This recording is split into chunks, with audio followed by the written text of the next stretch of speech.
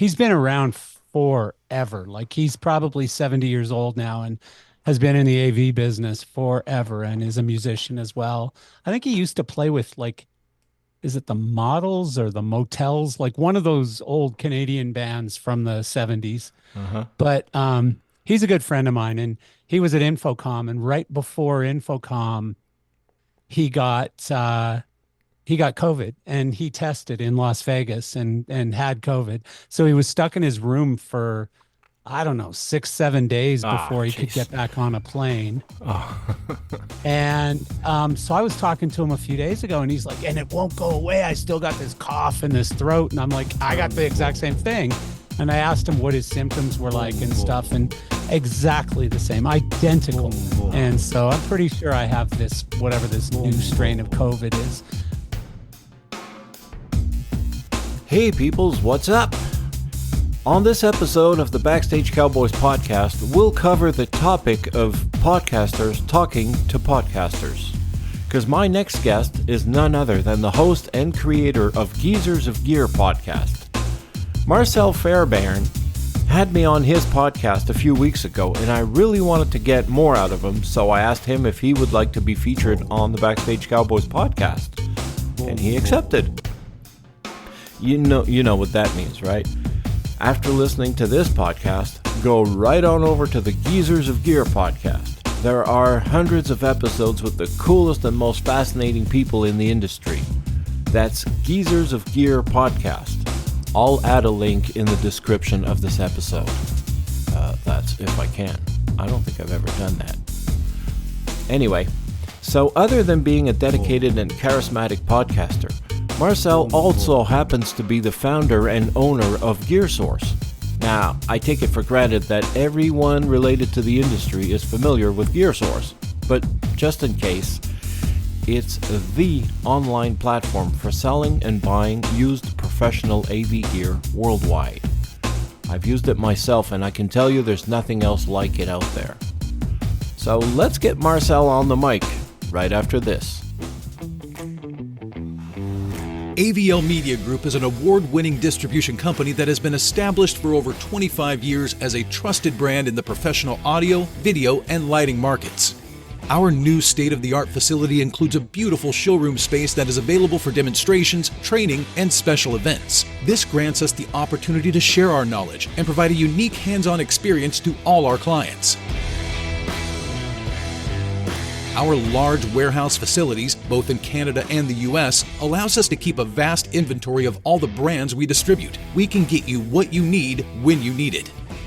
Our first-class team of industry professionals is focused on delivering outstanding pre- and post-sale service and support to all our clients, ensuring mutually successful partnerships and long-term growth. AVL Media Group, your premier North American distribution partner.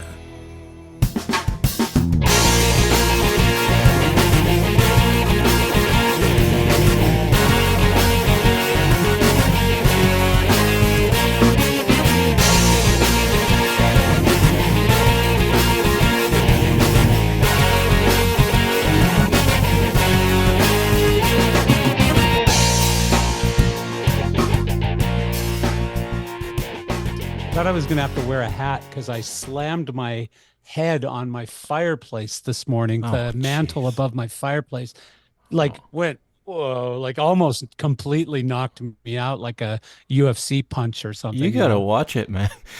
I know it's crazy. You turn 60 and you start breaking things and falling over and stuff. But yeah, it was crazy. I had put some logs in the fire and I went to stand up a little too quickly and bang right on my fireplace. And I was like, oh shit, I got to do a podcast today. And there was no way I was canceled. Oh, don't worry. I'm only broadcasting audio on this one. Oh, are you? Yeah. Oh, okay, good.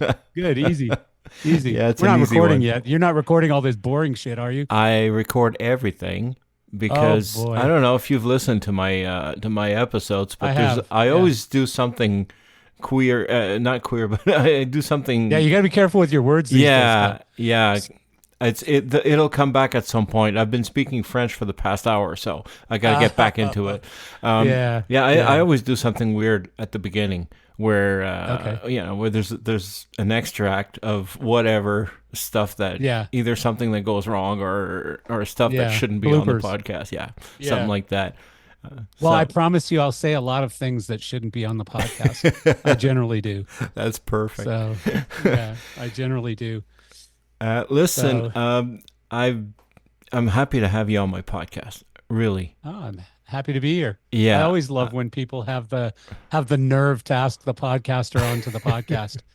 Well, I like to go different ways, Yeah. because I mean, I know very little about you actually. I mean, I know that Yeah. you're the founder of Gear Source, and a couple of other things that we spoke about when Yeah. you had me on your podcast.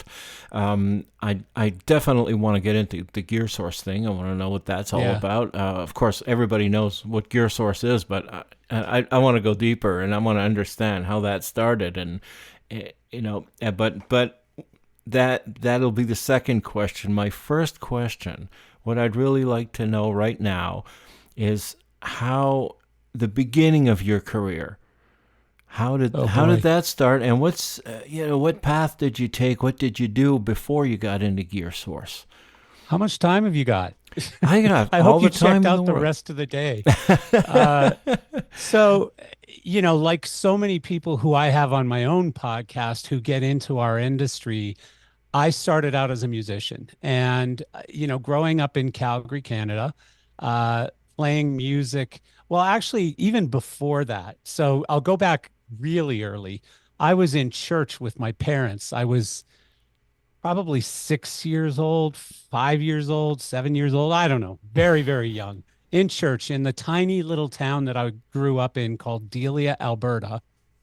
And which, by the way, going back even further, I was born in Hannah, where Nickelback are from. And Oh, so I get that claim to fame now. Before, people asked me where I was born, and I would say Hannah, and they're like, "What? You were born where?" But now, because of Nickelback, everyone knows Hannah.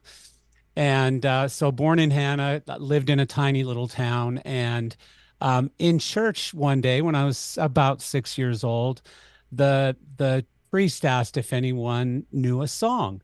And I, like little Johnny in school, I had my hand up waving and I was like, me, pick me.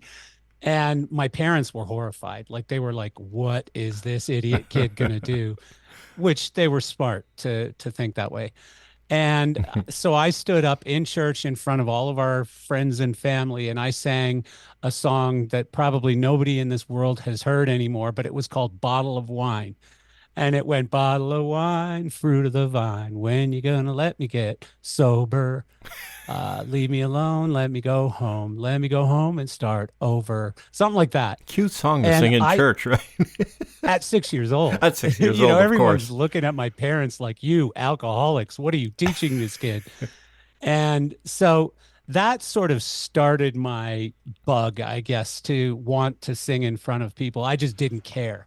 And so from there, every chance I got, I'd stand up and sing dumb songs in front of people because it got a reaction.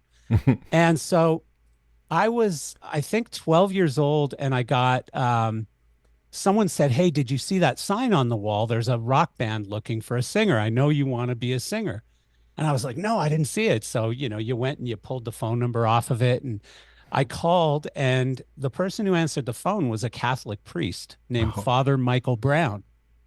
And he said, "Yeah, we're looking for a singer." And, I went to church occasionally with my mom, who was kind of religious, but I wasn't very religious. Like I already had long hair in sixth grade and was a bit more of the wild kid, right? yeah. And but he said, "No, no, it's a regular rock band. We just so happen to practice in the basement of a church. We rehearse in a church. I'm the manager of the band, and Oh, and we'd love for you to come and try out."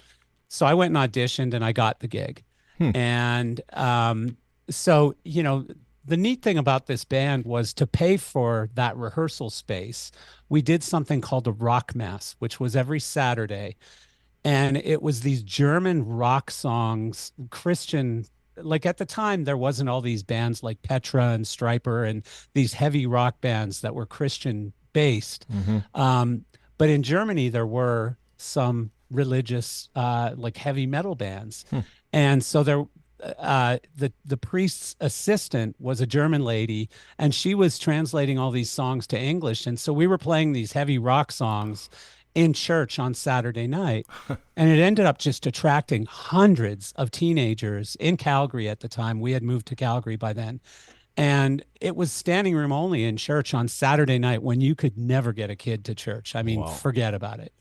And so that kind of became a big deal. And we played at, anything from high schools to community centers to whatever. I was signing autographs in sixth grade. So it was pretty fun. We had a blast. And so that was sort of my first like rock and roll band experience. And then from there, I went on to play in a bunch of bands. I went a very unconventional route to business, quit school in the 10th grade at on my 16th birthday. Basically, I went to my mom and said, "You always told me I could quit at 16 if I still wanted to. I really want to." And, my mom, again, this is pretty old school. This is a long time ago now. So she said, "Hey, look, I'm not going to stop you. If that's what you want to do, I'll sign the papers." So she signed the paper. I was able to quit school, and which was crazy because it was my first year in Canada. High school was 10th grade, and it was my first year in high school. I had unbelievable grades, even though I never went to school. I aced all the exams and stuff. I was a smart kid, but I was a knucklehead. And so I always wonder if I would have gone down the straight and narrow path, if I would have ended up in the live events business. Probably not. So anyways, quit school, joined a band, got fake ID, and went on the road playing in clubs throughout Western Canada, in taverns and nightclubs and bars and stuff throughout Western Canada. I would call them B- bands. We weren't the A touring bands playing around Western Canada. We were decent, but not great. And these were cover bands. We didn't the play Beatles original weren't that songs great when they played it in Hamburg. True that. True that. Yeah, true that. And but I came to realize after a period of time two things. One, the smart math student in me was starting to recognize that I was earning $200 a week, but my bar tab was about 225 to 250 a week. And that math probably wasn't going to work in a long-term sort of basis, right? And secondly, I realized I wasn't in this for the passion and the raw desire to create music.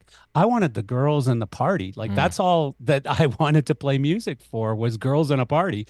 And by this time, I was now the ripe old age of 18 years old. I really wanted a Corvette. I grew up pretty poor.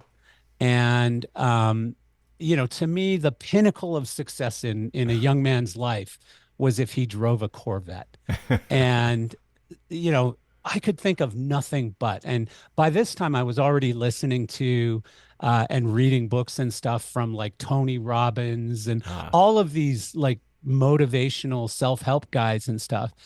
And so everywhere I went, I had a picture of a Corvette, like on the mirror when I got ready in the morning, in whoever's car I was borrowing to get somewhere that day. I had a picture, under the visor or something of a Corvette. I was obsessed. And so I got off the road with bands and I went to start working for a music store, one of the stores where I bought all my strings, and occasionally perhaps an adult entertainer or someone would buy me a guitar or something, right? And so I went in there and I said, "Hey, I'm quitting playing and I need a gig." And so immediately I got hired somehow. And really, I didn't know what I was doing, but I knew I loved it. Like I loved going back to all the friends that I had from the road and stuff and saying, "Hey, buy your stuff from me. I'll take really good care of you." And, I really got into this sort of relationship network selling thing, like where you weren't really selling people. You were just helping them. You were solving problems for them. And it felt so good to me. Like it felt like this is my calling. Like I love being in the music business, but not on the stage. I don't want to be on the stage.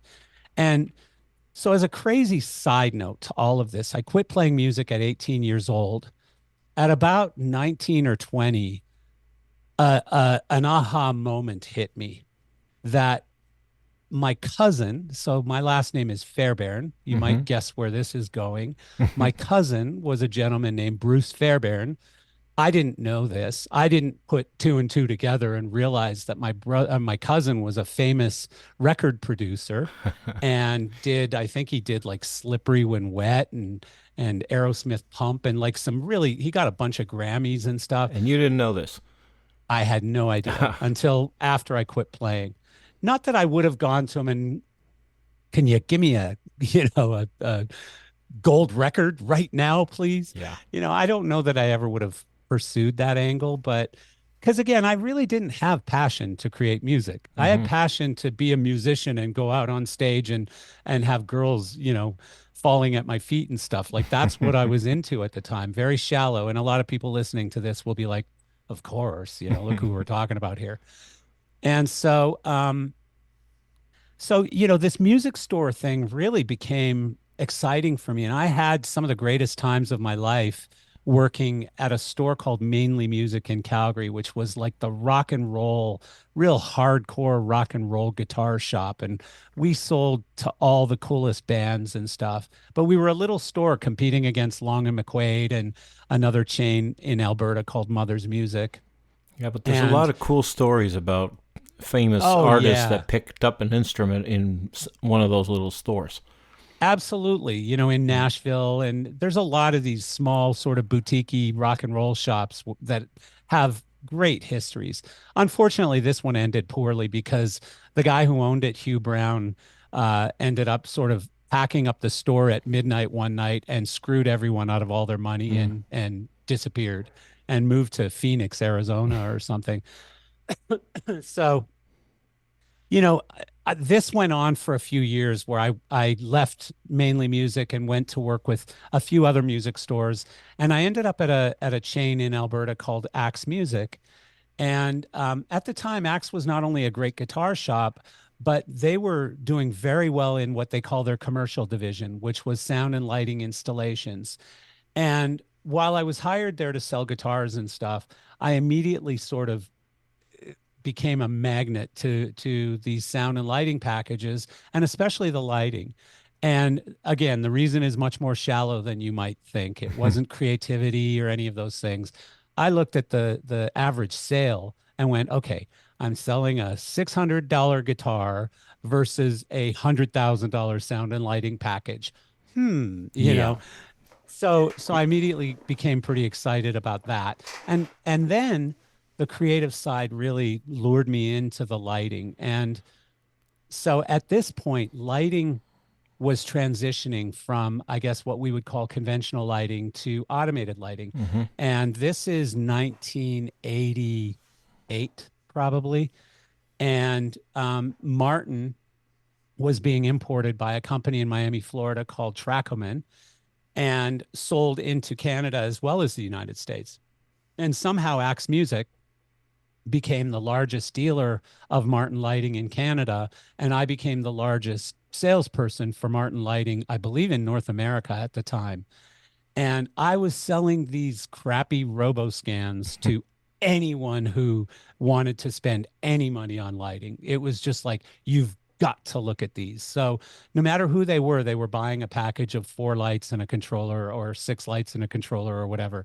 I think you could go up to 8 lights on a Well, controller. nobody had these. Nobody It's a had lot these. cooler today. Moving lights are, Everybody we're has just them. used to Nobody has seeing them. conventionals. It doesn't impress anybody anymore, No. especially Sharpies. I mean, I'm like, okay, Yeah. another Sharpie. Yeah. But at the time, I remember if you could have something that moves on stage, it was like out of this world. Stage, a nightclub, like this is Yeah. pre all of the offshore imports coming in, let's call it. Like at the time you were just starting to get like spinning mirror ball-y kind of things Yeah. that had like little either MR16s or little ACL lamps in them or whatever that were made in China. But other than that, you had European stuff, either like Komar robots or Claypaky golden scans or super scans in the early days. And then on a budget level, you had the Martin RoboScans. It was the only game in town at the So time. what was that going for at the time? Do you remember? I do actually. They were about $3,000, I think, $3,500 for a RoboScan. This was a RoboScan 1004. That was a So it was lot a of little money like in the a 80s. little MR16 Yeah. lamp. I think it was like a 250-watt lamp, if I remember correctly, halogen. Wasn't very bright. And but it was the only thing, that you Yeah. couldn't get anything else. The gobos were about this big, so like custom gobos were a nightmare to try and get done. But again, like you said, at the time, nobody had seen a light that moved. Yeah. And the early Martin controller had sort of a joystick on it. So Hmm. you could like follow someone around with the Yeah. light, like almost like a remote follow spot. And it freaked people out. Yeah. It And was a bit so, awkward, but it worked. literally every package that I was a part of putting together, I had an audio engineer that worked next to me putting together the sound package, and I would put together the lighting package. And it always started with anywhere from 4 to 8 of these RoboScans. So I was selling a ton of them. Hmm.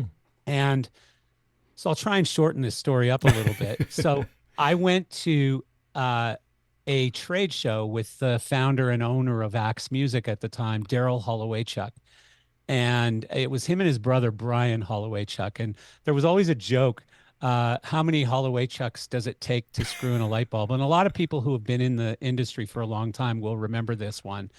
It was 11, and you'd go, "What, 11?" And you'd say, "Yeah, one plus an extra 10." Because they were always pounding on you and grinding on you for an extra 10 for a discount, right? And so that was always the going joke.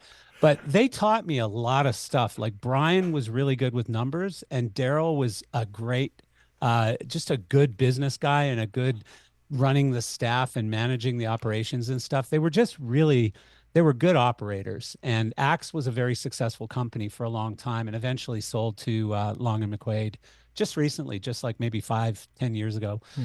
And so, anyways, I went with Daryl Hollowaychuk to LDI in Orlando, the big lighting trade show, Yeah. for Yeah. those who don't know.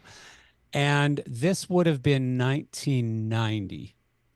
And so it was in Orlando. We went out one night. It was me, Daryl Hollowaychuk, and a guy you might know, Graham Northam from Apex Hmm. in Toronto. Yeah. And I had just met Graham at the time, and we became instant buddies, and we're friends still today. And so we went out to a place called Pleasure Island. Have you ever been there, Bud? No. In So Orlando? in Orlando, I yeah, haven't been out Pleasure very Island. much. I know Vegas pretty well, but Yeah. I haven't been out very much in Orlando. Well, LDI it used to go Orlando, Vegas Yeah, pretty like much Infocom. Yeah. consistently. Yeah.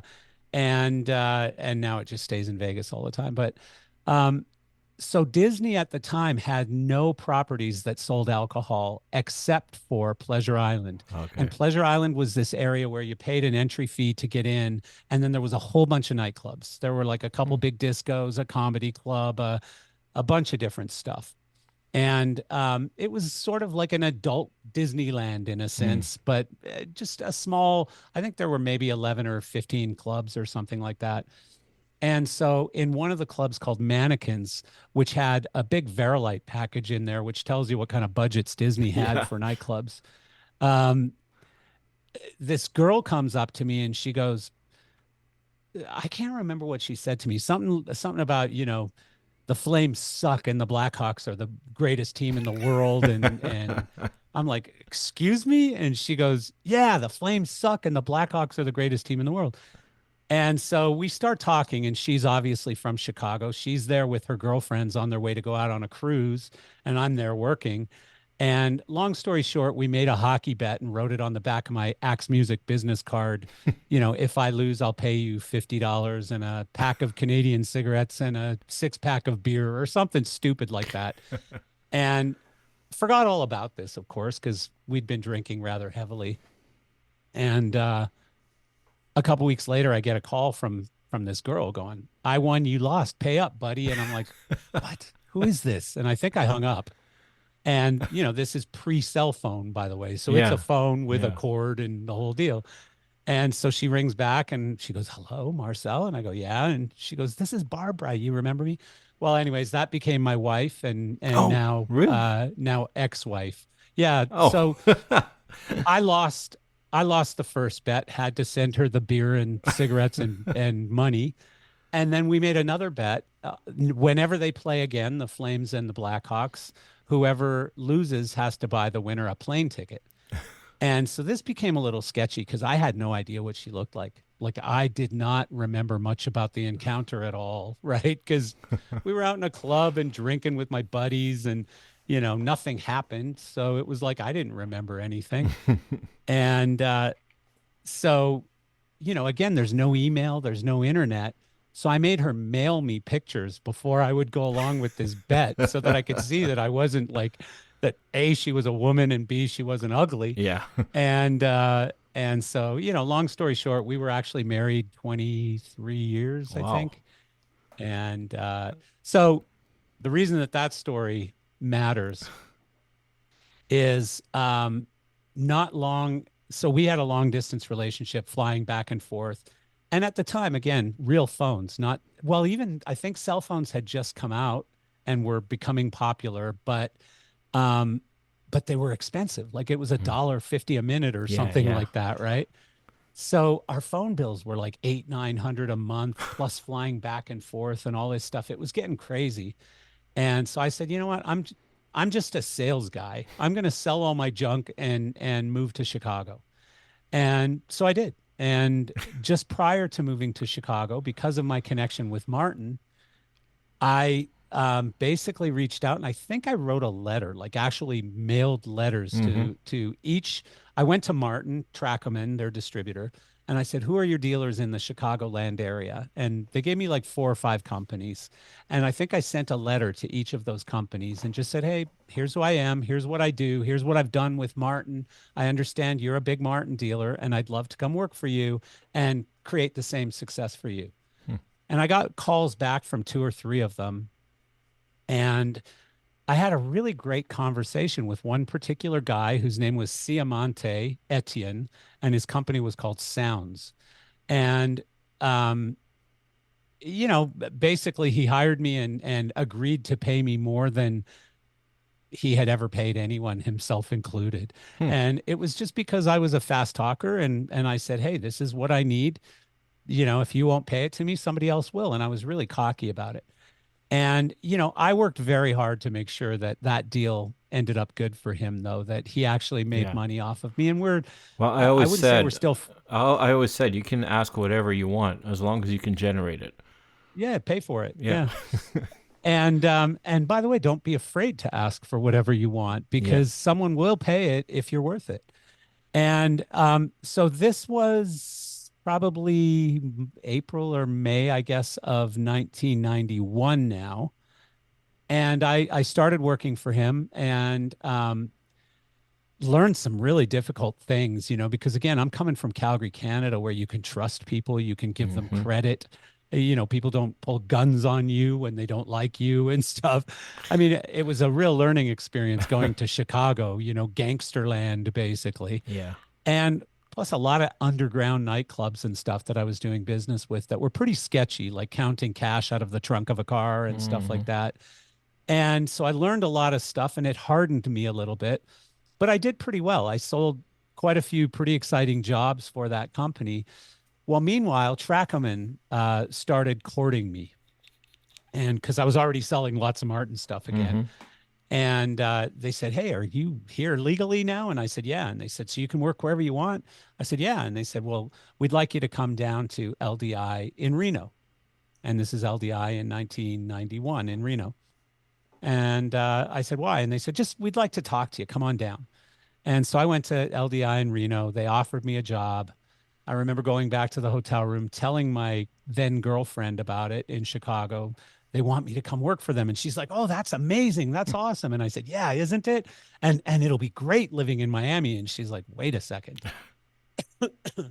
So her whole family, her friends, everything she knew was in Chicago. So this was difficult. And so she called me back, I think, the next morning and said, "Let's do it." And so I went back into them the next day at the trade show and I said, "Yeah, when do I start?"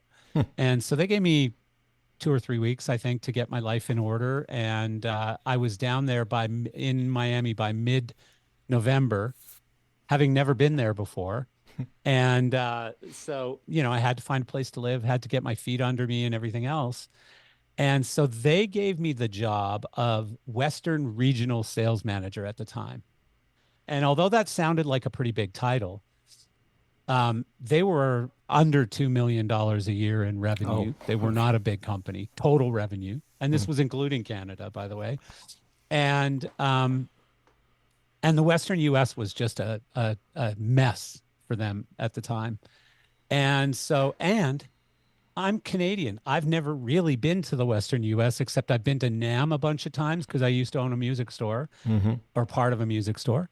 And I've been to Vegas once.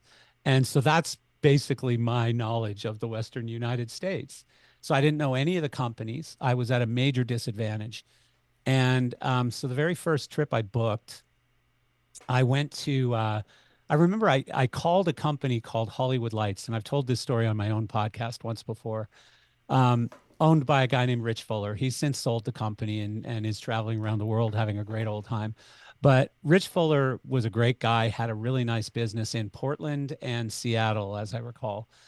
And so I said, "Hi, Rich, this is Marcel with Martin. I track him in. I want to come out and visit you." And he goes, "Marcel, are you an idiot?" And I said, "Excuse me?" And he goes, "Are you stupid?" And I said, "I hope not. Why?" And he said, "Our companies have trouble. I don't like you." And I said, "Why?" And he said, "Well, I bought a bunch of smoke machines from Martin and they caught fire and almost burned down a theater. Oh, shit. And Martin never really resolved the problem." Oh. And I said, "Well, I'd love a chance to try and fix that for you if I could, Rich." And he goes, "Marcel, please just lose my number." Oh. And that was the end of the call, right? So what did I do? I booked a trip to Portland and I went walking into Hollywood Lights and I said, "Hey, I don't really have an appointment, but I'd love to sit and talk to you guys about Martin lighting and our smoke machines and all of our stuff." And they go, "Oh, okay."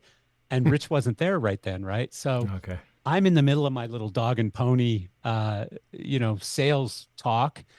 And Rich walks in and he goes, "Hi, I'm Rich Fuller. Who are you?" And I said, "I'm Marcel with Trackerman." And he goes, "Didn't I talk to you like a week ago?" And I said, "Yeah." And he said, "Didn't I tell you to lose my number?" And I said, "Yeah." He goes, "What are you doing here?" I said, "I told you I want to fix the problem." And so he sat down with me, and over a period of a few weeks, we fixed the problem. And he ended up being my largest customer for, I don't know, the first probably year and a half. Bought loads of stuff from us. We did lots of business together and became good friends as well. So, Are we going again, too another deep lesson. into the story by asking how did you fix the problem? Well, I think first of all, we remunerated him for the problem. So we basically we replaced the bad foggers with good foggers. And we knew what the problem was, and we fixed that problem first. We gave him some discounting going forward to help make it up to him, basically. Yeah. So, here we'll give you this extra discount on top of any other dealers anywhere near here. And that'll help you to be more profitable with our line, and it'll give you an opportunity and some incentive to do business with us. And then I was very attentive to his account. Like the guy who dealt with him, nothing against the guy, but it was this guy that worked for Trackerman before me, and his name was Alex. He was a Russian guy, spoke very little English, and was very abrupt and a little bit mean. And let's just say he didn't do a great job of solving the problem for Rich Fuller. And so, yeah, we were able to take care of him. And, I think I went from there up to Seattle. I was in Seattle the day that Kurt Cobain killed himself. Oh. And I was getting a coffee at a Starbucks, and the girl was crying. And I said, "What's wrong?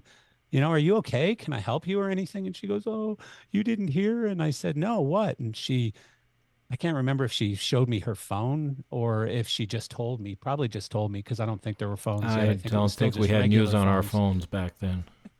Yeah, so she probably just told me Kurt Cobain committed suicide this morning.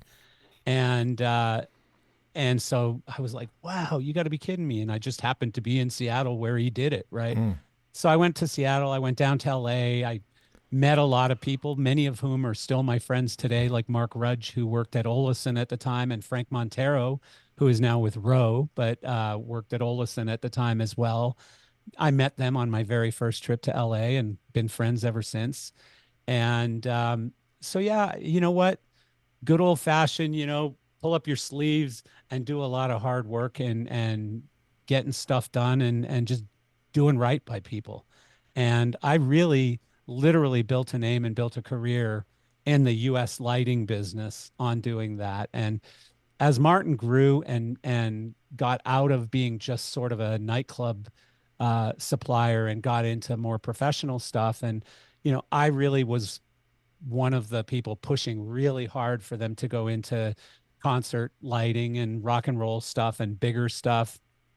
And they took some fairly ugly steps to get there along the way. So it wasn't always perfect. We had some turd like products, I would call them, that weren't the greatest products in the world, but got a lot of support because we just worked twice as hard as anybody else. By this time, high end was starting to get a little high on themselves, and so a smaller, more hungry company coming in behind them was able to sort of pick up the scraps that they weren't treating very well, and we did really well with those scraps, and then eventually got access to more and more larger companies, and the rest is history. So that's sort of how I got in the business, the long road to it anyways. Yeah. Well, that's Short an question, incredible long story. answer. No, I love Yeah. long answers. Yeah. So up to that point, actually, Gear Source started early 2000s, right? 2002, I believe, or something like that. 2002, yeah. So Okay. there's a couple steps in between those, and I'll tell them to you quickly. Well, that's So, what I figured. There must be yeah, a little piece I'm missing there. yeah. Well, Martin was in my blood. Like I hmm was a Martin guy through and through. From the very first light I sold was Martin in the 80s up until the late 90s, where I was now basically running the company in the US and was, a significant part of the growth of that company, including things like I named the Mac, the original Mac, which was terrible, and we won't even talk about that one very much, but which went on to the Mac 500 and 600 and beyond, all the way up to the Mac 1 today and the So now that I and the have the Mac man in Viper. front of me, where does the name Mac come from? Martin Automated Color Wash. So the Color very wash. first fixture was a moving wash light, Yeah, basically. yeah. And it actually never even came to market. It ended up being a moving hard edge light that was disgusting. It was the original Mac 1200, and it was just a horrible, horrible fixture, terrible fixture. And I sold 100 of them to PRG, and I never heard for probably 15 years. Every time I saw Jerry Harris from PRG, he said, "Marcel, remember those Mac 1200s?" And yes, I do, Jerry. I'm sorry, but so yeah, Martin Automated Color Wash is what it stood for. And I remember writing it on a whiteboard in a conference room when everybody was sitting tossing these names around.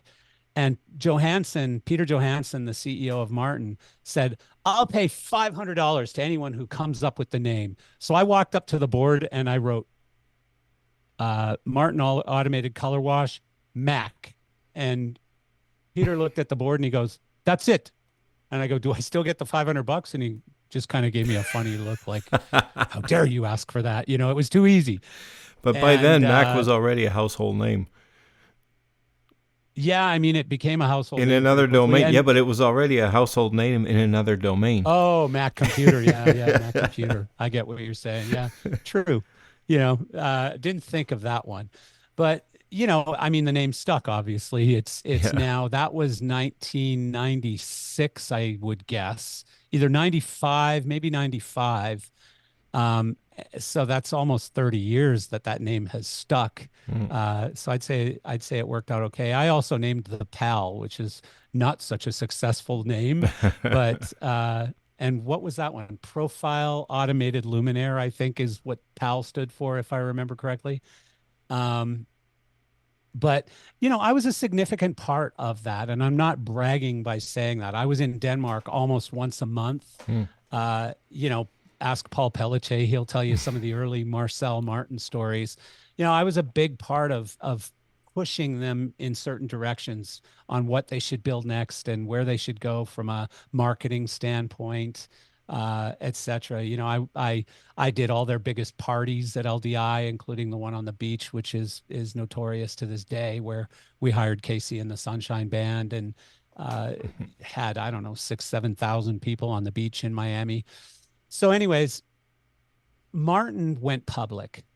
And when Martin went public, Peter Johansson, you know, sorry to say, because I loved and respected the guy forever, but he got a little greedy and got a little bit crazy, and to where he was just pursuing revenue growth at any cost. Yeah.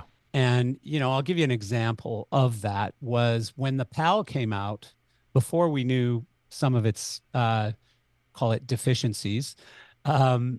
He came to me in, I think it was like August or July or something. And he said, how many PALs do you think you can sell by the end of the year? And, you know, I did a quick little calculation and I said, you know, I don't know, maybe 100, 200. And he goes, what if we can offer financing on them? And I go, I don't know, maybe 300. He goes, how about 400? And I said, sure. And he goes, can you sell them by September 1st? And I'm like, that's not the end of the year, Peter. That's like 2 months away, or not even. I think it was 6 weeks away or something. You want me to sell 400 PALs by September 1st? And he goes, yeah. And here's your incentive. I said, what? He says, you know that car you're looking at? And I said, yeah. He said, I'll buy it for you. And, you know, I was always a car guy. Yeah. Like I always loved cars. I had been looking at an Acura NSX. Okay. And this was, you know, the original Acura NSX. It was a 1996 in 1996. And so long story short, I did 400 PALs, I think 420 or something Wow. by September 1st. And he bought me the car. Huh. And so, but he started doing a lot of things where they were like double booking revenue, and like they'd book the revenue as it left Denmark, and then they'd book it again when we sold it out of Florida to a customer or whatever. And just like they were booking things while they were on the sea on the way to Miami and stuff. It was just like stuff that got me nervous. And he had a CFO working in the US with me named Bent, which was a very applicable name, call it, you know, very, very much in line with some of his bookkeeping principles at the time. But, you know, I just didn't like the direction that they were going. And to be perfectly honest, like I started telling my then wife that I'm afraid I'm going to go to jail, you know, for some kind of stock thing, you know, that these guys are basically playing with the stock values, and I'm going to get caught up in this, and the SEC is going to throw me in jail or something. Yeah, because So you I were got really you were nervous. in a critical position there. I was, yeah. And I was sort of the point of the arrow. You know, I was the guy out there promoting this stuff so heavily. And so, you know, over a period of a couple weeks, like literally practically crying myself to sleep over this decision, I finally went in one morning at like 6:30 in the morning, cleaned out my desk, and I wrote a fax to Peter Johansson. Again, no email yet. I wrote a fax to Peter Johansson, just explaining to him why I had to leave, or why I felt I had to leave, what I felt was being done wrong, and why I didn't like it and felt like it was going to cause the company's demise if it wasn't corrected. And, you know, just apologizing for leaving, because I loved the company and never in a million years wanted to leave the company. And by the way, this was right as the Mac 500 and 600 were just getting ready to be launched. And I was a big part of those happening. And now I wasn't going to be a part of their success. It's too bad, And because so- those are workhorses. They're still out there. Yeah, I mean, for ages, they were, you know, they sold thousands, hundreds of thousands of Yeah. those things. And, you know, and I was a big part of it, but I wasn't going to reap the benefit. And this was something that happened multiple times in my career, by the way. I left right before the company exploded into something huge, but I left for the right reasons in my own head. I'm a principled guy, and sometimes principle gets in the way of profit. And that time it did, because I could have made a lot of money if I would have stayed at Martin. You know, Trolls came after I left, and Trolls did very, very well up until his death. He earned very well and was sitting in a seat when Martin grew leaps and bounds, did a great job. But I would have been in that seat had I not left. Yeah, whatever And makes so you that sleep at night. it made me sleep at night. Yeah. It was just one of those things that, it's almost like throwing your kid in jail because your kid did something terrible. It's the right thing to do, but it doesn't feel good, right? Like it's a hard decision to make and it doesn't feel good. Yeah. And so in a crazy story, after I packed up everything and I hit send on the fax and hugged the people who were now showing up at the office and crying because I told them I was leaving, I got in my Acura NSX and my car phone starts ringing halfway to my house. And, it's the car phone in the console next to the seat. Hello. And it was Lowell Fowler from High End Systems, one of the founders of High End Systems. And he goes, I understand you're available. And I'm like, what the hell? Like I just walked out. I sent a fax. It's not like there's internet or Reddit or something. Like, how do you know this? So And he who goes, "It doesn't tattletailed?" matter." Yeah, I mean, holy Christ, that moved quickly. And so I went to High End for a little while. Again, it felt wrong being there. The nicest people on earth. At the time, the product line I probably respected more than anything in the world. But I just felt like I was sleeping with the enemy the whole time I was there. Like it felt like I was infiltrating their camp and doing harm against my own. And it just felt weird. And plus they had me in this figurehead role where I wasn't really important, but I had an important title and an important paycheck. I was being paid very well. And I was bored. Like I literally was bored to death. I lived in South Florida. They're based in Austin, Texas. And, I just didn't feel like it was my future. And so I didn't stay very long. I think I left after just under 2 years. And the guy who used to own Trackman and sold Trackman to Martin asked me if I would bring another product line into the country. He'd give me a piece of the company, sweat equity, basically. And I would be the head of the company. I would make all the decisions on my own without him. He'd put up all the money. And so we brought Comar in and just knocked it out of the park. Like, he said, if you could do this the first year, and we did double that in our first year. Wow. And then he got a little crazy and greedy and decided to buy the company and roll it up with his company, Stanton Magnetics, that he was running, Stanton Electronics. And they also bought Serwin Vega, they bought Coamar. And so they rolled them all together, put us in the same building, and it just became very problematic right out of the gate. It changed our culture. We were no longer a rock and roll lighting company. We were part of a corporate company. And it just didn't work for me. And so again, following the pattern, I left, even though I owned a part of the company. I left, sold back my shares, and then shortly after that, the company just exploded, and they created the Infinity series, and that just went nuts. And the Comar PAR LED, they sold billions of those things. That was like pre-Sharpie, and it was as popular as the Sharpie. And, I left right before all that success. But again, I left for the right reasons in my own head. And so when I left that, here's finally getting to your story or your question. So I left that. I had a little bit of cash and I had some time, and I lived on a golf course in a nice house with a beautiful view and a pool. And so I sat out by this pool and I would just write notes, thinking my thoughts and putting them on paper. And some of the things I knew by that time, I had already bought a condo up here in the mountains. And so I knew I wanted to be able to go back and forth between the mountains and South Florida without it being a big problem.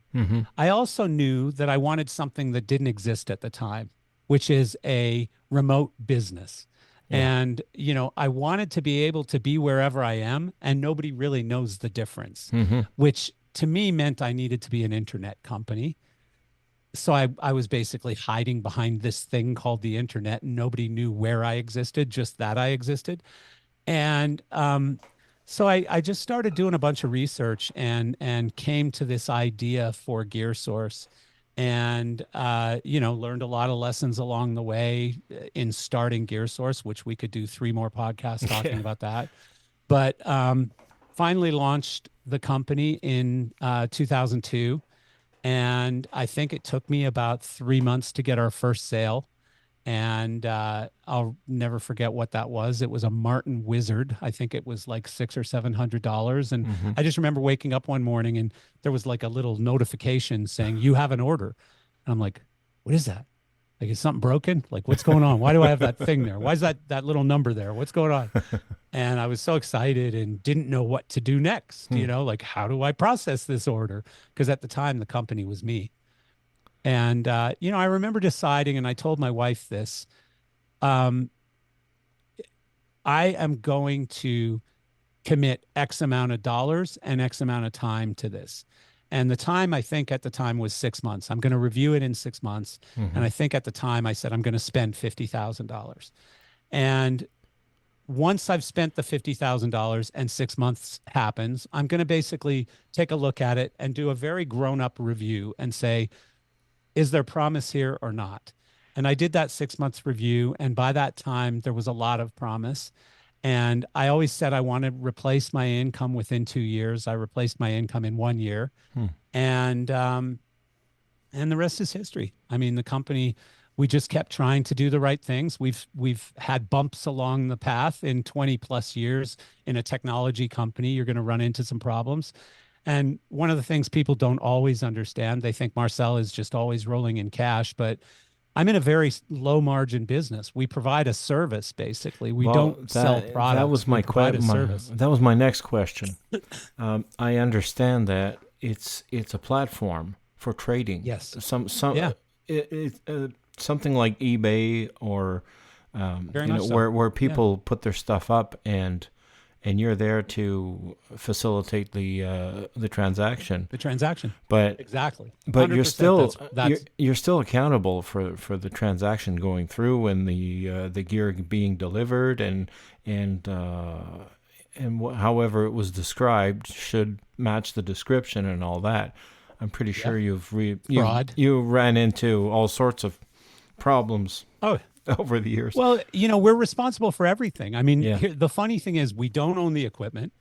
The money isn't ours, but we're responsible for all of it. And we're responsible for making sure there's no fraud. Were you aware of that? Fraud, we have to eat that. Yeah. Well, I didn't think all the way through that up front. Yeah. I didn't know what I was creating. All I knew was that there was a need that I was trying to fill. And the original need, this will resonate with you because you work on the manufacturing side and distribution side, which is exactly where I was.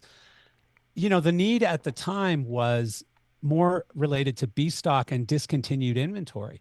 And if you go back to the late 90s, early 2000s, this was a product that wasn't yet really upfront. And so moving light technology in particular was moving very quickly at the time. And models were replacing each other very fast. Technologies were moving, version 2, version 3, version 4 was moving very quickly. And so you could run into inventory problems in a very short period of time and big inventory problems. And this was what I was seeing. I was seeing product getting pushed further and further back on the shelf as the newer models came out. And this is problematic for a number of reasons, financially, but also like just keeping inventory, aligned, like keeping inventory so you're not sending out 2 different software versions, for example, which was a problem back then, because you had to change chips. Like you couldn't just upload new software. You had to pull out chips and put in new chips and stuff. So, I was seeing this as a very big problem. And so my original business model was basically focusing on manufacturer B stock and discontinued inventory and selling that off to dealers. So it was a B2B marketplace, basically, which at the time, marketplace wasn't a word being used yet by marketplaces. But it was a B2B transaction. And what ended up happening is it kind of became a B2B and B2C, but the C's were also B's. In other words, all of our end user customers were also businesses. They were either rental companies or churches, schools, museums, theaters, whatever, right? And but then all of a sudden I get a call from a friend of mine, John Huddleston at Upstaging, and he goes, "Hey, this thing you're doing with Gear Source, do you think you could do a similar service for us and sell like our used inventory?" And I said, "I don't see why not." But I mean, that wasn't my original go-to target. Like I wasn't looking to help rental companies sell off their excess inventory to other rental companies or surplus inventory to other rental companies. I was really just focused on the manufacturer side. So this was probably only about 6 months into the business when we started really shifting our focus not away from manufacturers, but more towards rental companies because there were so many more of them and it was a real need. You know, these Okay. rental companies Okay, so were that just came sitting on later. old inventory. I see. That came later. Okay. Yeah, that wasn't our first target. Oh, wow. And And I'll bet and that's the core of the business by going far, forward. Yeah. rental companies today are probably 80% of our business, I would guess, both on the supply and the demand side. Yeah. You know, both customer and seller our rental companies are the by far the largest. And so yeah, that's sort of how that all came about. Well, and how did you get But the yeah, word out originally when you had that idea? Because uh, okay, so you approached the first run. So you approached manufacturers that had yeah, stuff on the shelf that had to go, yeah. and so I suppose that was direct approach. Well, that was one, but you know, Yeah. we were very early on the email marketing thing. I think I did email marketing Okay. before anyone I know in the industry. Like I had an email list before anyone I know in the industry did. And it was because I followed one of the gurus who taught me how to build this business, basically, was a guy named Seth Godin, who's still out there today. He's Yeah. still out teaching people. But Yeah. he was sort of the original permission marketing guy, like basically getting people to sign up to an email list or subscribe to an email Mm-hmm. list. And like we used oh God, what was it called? I don't even remember. Before MailChimp, we used can't even remember what the product was I called. don't Our remember it earliest. either. I remember Yeah. studying that But myself. yeah, and Yeah. and I used to teach other companies how to use it because they'd come to me and say, "Hey, I see you're using this thing, can you show me how to work it?" And so, yeah, I mean, I was doing email blasts probably as early as 2004 or 5. Mm-hmm. And so that was one of the big ways. But, it was really just boom, calling lots of people, sending emails to lots of people individually. Um, Faxes, like at the time we were still using faxes. So I was sending out faxes. We Mm-hmm. did trade shows. We did LDI pretty much every year Okay. when we first got started. And just really getting out there and building the brand. And today, one thing I can say that I'm very proud of is wherever you are in the world, if you are in our industry, you've probably heard of Gear Source. You Oh, may not have definitely. bought or sold anything through us, but you've probably heard of Gear Source. Yeah. And so when you're dealing with global markets, this was another thing that early on I was committed to and really focused on that nobody else was doing at that time, which is I decided it was going to be a global business right out of the gate. I decided Mm-hmm. we're not going to just focus on US markets. We're going to do business in Europe, in Asia, anywhere people need this business, we're going to do this business. And we did. And so we had to learn about currencies and currency fluctuations and how Yeah. to deal with that in a marketplace transaction. Because remember, the timing of when somebody places an order impacts the value of the dollar, Yeah. right? Yeah. So what currency are we locking in and at what rate and all of those things? What's the timing of that currency lock? We still deal with some of those things today. We've helped create with some of our banking partners, we've helped create some technology to make that more seamless and more transparent to both sides of the transaction or all three sides of the transaction. And so today I'm proud to say that more than 50% of our business is conducted outside the US or at least with at least one party outside the US. And quite often both parties are in different countries outside the US. So we'll be selling from Latvia to, Finland or something Yeah. or Singapore. So And I'm guessing this global vision is probably what kept other starting platforms that might have had the same idea to come up with a better system and take over. Because we've seen that happen in different industries.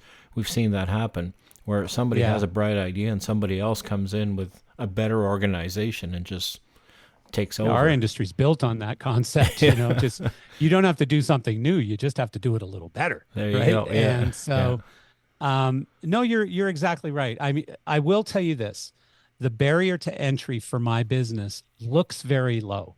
It looks like, hey, well, I know guys over here who have stuff to sell, and Yeah. I know some people over here who have stuff to buy.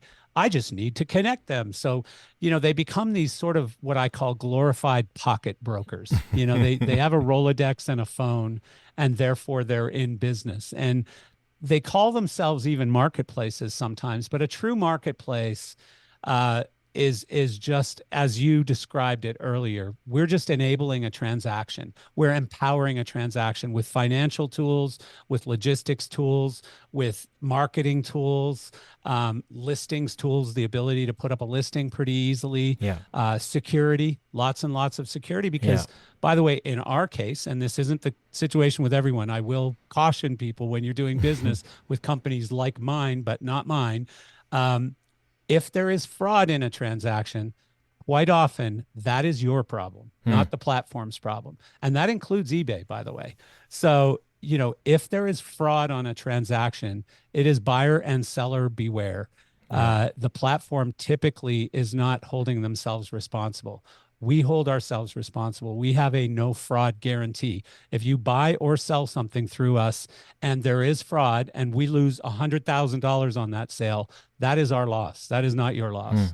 And so, and how do you back up that guarantee? I mean, you can't just gotta buy be an insurance. really I mean, friggin' careful. You got to be smart. You have to have some experience. Yeah. We've had people try to rip us off. Trust me, I could tell you so many stories of how they do it and how to look for it and how to find it.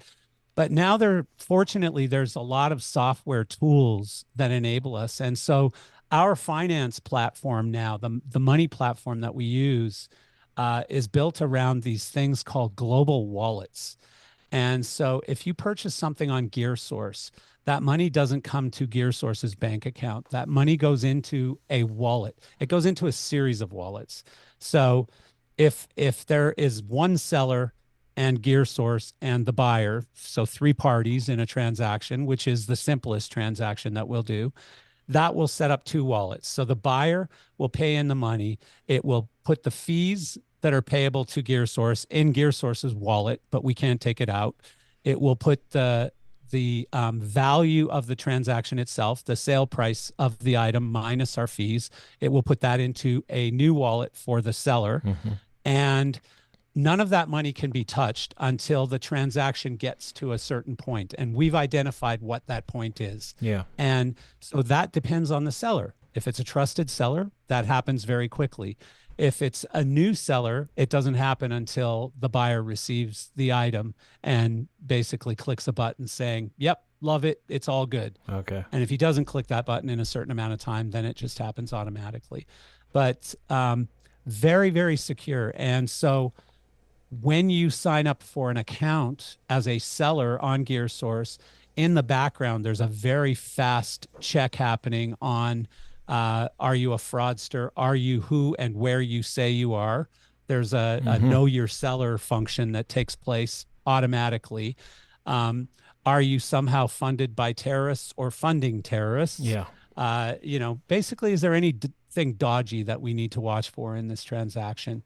And, this is like I tell friends all the time who are selling stuff on Facebook Marketplace, be very careful because, like I know I've sold some things on Facebook Marketplace and instantly people are trying to separate you from your cash, like all the time. Do you take Venmo? I'll send you a Venmo, blah, blah, blah. And next thing you know, you've parted with your money and you don't even know how it happened. It was so quick, and you got to be careful, man. And I've spent a small fortune in building out these over 20 years, building out anti-fraud tools, completely rebuilding our payments system so that money didn't flow through our accounts. Because one thing we learned in a very, very difficult way during COVID is when you have a bunch of somebody else's money in your account, bad things can happen. Yeah. And eventually do. And we learned a very valuable lesson. And I just said, I don't care where we have to go to find a bank that can help enable the transaction that I'm envisioning, but I don't want responsibility for people's money like this. I don't want it in my own account. That's not good. And by the way, our bank is based out of Singapore. So that's how far we had to go to find the tools that we needed to do this. Yeah. And so, yeah, it's like you said earlier, though, you know, it's a terrible business. A marketplace business. I don't care what anybody says, how exciting and fun and wonderful marketplaces are. As a marketplace operator, it is a terrible business, because while all my friends in the industry are making these huge margins and just cleaning up on sales and stuff, we're at everyone else's mercy. And for us, the market is either full of sellers and no buyers, or full of buyers and no sellers. It's very rare where those things match up nicely. And cha-ching, we get to start to do really good business, you know? And even then, low margin, you know, high cost, lots and lots of stuff that we're responsible for, as you clearly laid out. And a huge volume. Lots of volume. And you got to do a lot of volume to make it worthwhile. You know, otherwise more volume, more headaches. Yeah. And, you know, more staff and more everything, more compliance, more rules, more. Exactly. You know, yeah. It's good to hear. It's good to hear, you know, the whole story behind it, because I mean, sometimes you look at somebody, you look at the head of a company or whatever, and you're like, oh yeah, they got it made. And yeah, well, I'll tell you one thing. I like how sometimes employees will criticize the leader of a company for certain decisions they make. Yeah. And it's just like one short phrase, like, yeah, well, there's lots of stuff you don't know about what this person is dealing with. 100%. No, 100. You know, my girlfriend is British, and so she's always got these little British isms, right? And, you know, when we first started dating, I was going through divorce. I was in a lawsuit against one of the largest companies in the world who had stolen a trademark from me. I was just going through a lot of stuff. And, you know, I was like, oh my God, I can't believe. And she said to me one day, and it stuck with me ever since. She said, Marcel, look, here's the situation. If everyone just took their problems and threw them into the middle of the road, and then you had to go pick one, you'd still grab yours. and you know, oh, she's that is right. so right. Oh yeah, she's right, because there's cancer, and there's you know, I hate my wife, I hate my children, you know, I don't like this or whatever. Like, everybody's got problems. They're just not always clear. And so sometimes it's easy to look at a guy like me, and I get this all the time, trust me. Oh my God, you must be cleaning up. And you know, hold my beer. Give me a couple hours. I'll tell you why I'm not, you know? Well, Tony Robbins was the first guy who said it. He says, you will never have a life without problems. All you can hope for is better problems. Well, you know what? And they always say, those rich people, they always say, if you want to make more money, solve bigger problems. There you and go. It's true. I mean, the bigger your problems, you know, the more you have on the line, and the bigger the potential win. Yeah. In a sense. Listen, this, how long have we been going now? About an hour? An hour. I think we can call this an episode. The short version. Yeah, no, thanks a lot for doing this. It's not very often I get to share the whole story, and well, I definitely wanted to hear it. I was really looking forward to it, and I'm sure I hope we have an occasion to chat some more, because absolutely, you're a wonderful person with, you know, a huge background and so many cool stories. I do have one last question. Did you ever get your Corvette? I've had about probably 8 or 9 Corvettes. I was expecting you to say that. Yeah. So the problem is, as you know, with goals, when they are related to material things, they just keep growing. Oh yeah. You know, and so and as you get older, it's no longer a car. It becomes like, if I only had a jet, Yep. I could get to Yeah. more customers, I could see more people. And, unfortunately, I'm in a marketplace business. There's a good chance I'm never Yeah. going to have a jet. Having a Corvette is hard enough when you're in this business. But yeah, I mean, I'll tell you one of the most liberating things, and this is just a quick story because I know you got to get going, but No one problem. of the most liberating things for me was the level went up to a Ferrari, right? Okay. And I went to a dealership. I could finally afford a Ferrari. Mm-hmm. And I went to a dealership and I spent half a day picking out the one that I wanted. This was in 2007. And half a day picking out the one I wanted. And finally picked it, went in the finance office, wrote a check for, I think it was $100,000 as a down payment. And I'm sitting there and all of a sudden I started sweating. Like I was almost having a panic attack. I was sweating and I was shaking and I was just like getting Oh. all weirded out. And literally I have now been at the dealership for about 5 hours. And at one point I just grabbed my check back from the guy as he's like 90% done the paperwork. Wow. And I just said, I need to think about this. And I stood up and he's looking at me in horror. And I can see him frantically like hitting the button on his phone to call the sales guy in. And the sales guy comes running in and he's like, Marcel, what's wrong? I said, I don't know. I feel like I need to think of, well, let me help you. No. I need to think about this. And, I got home and I felt so good that I could buy a Ferrari and I didn't. And, so, it was such a liberating feeling. And by the way, the next day I ordered an Audi R8, which was about 150 grand anyways. Wow. But still, I didn't, I got that Ferrari thing out of my system. And I was so happy because I am not the guy that wants to be driving a Ferrari. Like it was bad enough having an Audi. You felt like a fish in a fishbowl, right? God forbid you're picking your nose at a stoplight or something. Everyone will see you. But anyways, yeah, so I did get the Corvette and I got many more of them and had a lot of fun driving Corvettes. I love them. Oh, that's cool. Yeah.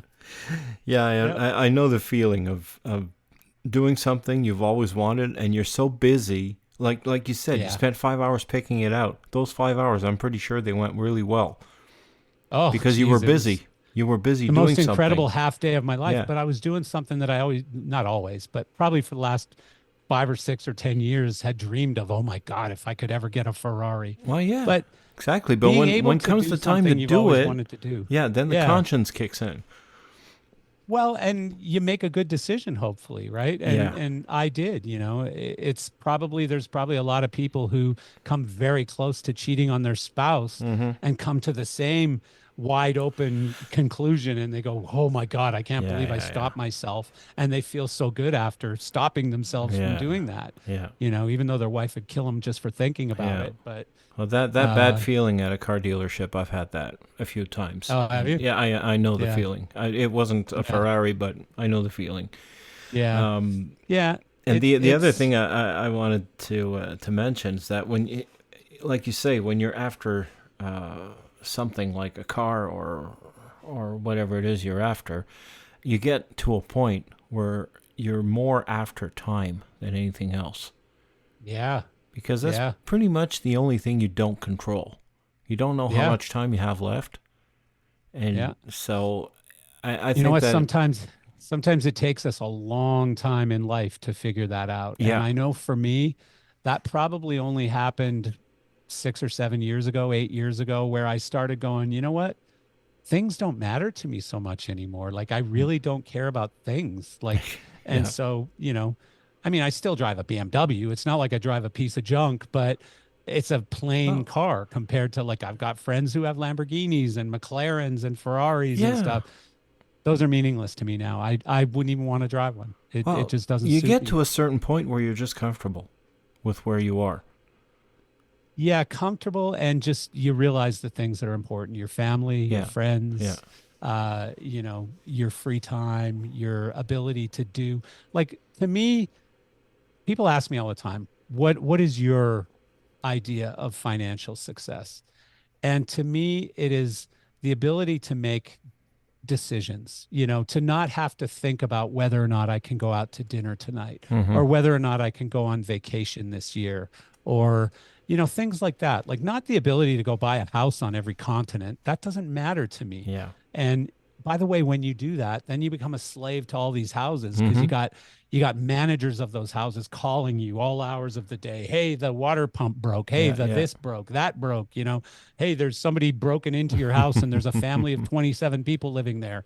I mean, stuff equals problems. So I've tried to de-stuff myself. And, I went from owning 3 houses to owning 1, and it's in Canada. I live with my girlfriend in the United States in a house that she owns.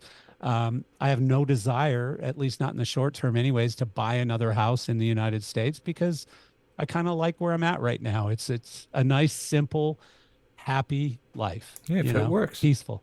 Yeah, exactly. Exactly. Marcel, thank you so much. No, thank you, Claude. This it has was, been it really was fun. great.